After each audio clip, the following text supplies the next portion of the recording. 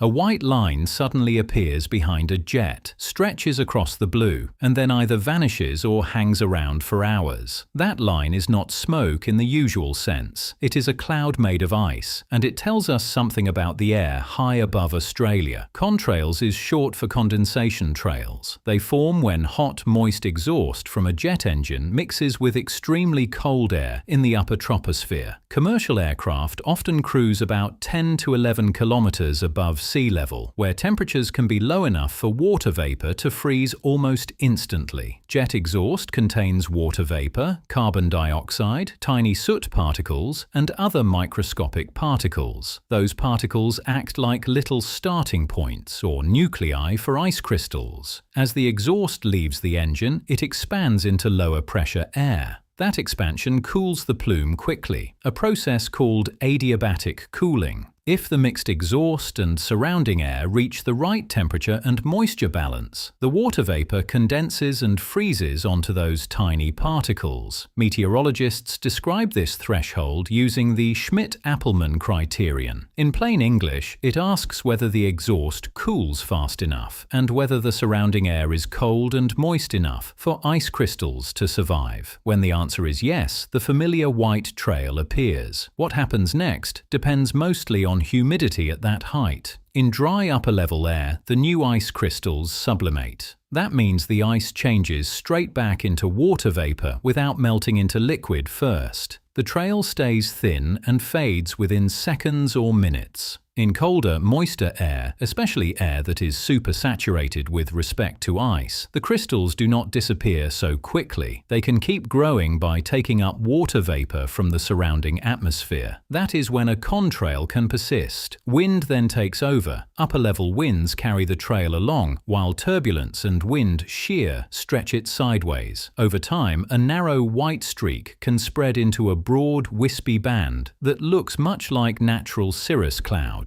The World Meteorological Organization classifies these human-made ice clouds as cirrus homogeneous. The aircraft also shapes the trail in its first moments. Wingtip vortices, the swirling air left behind the wings, can twist the plume into two strands, ripple it, or drag it downward before it spreads out. These vortices do not usually create the exhaust contrail, but they help sculpt its early shape.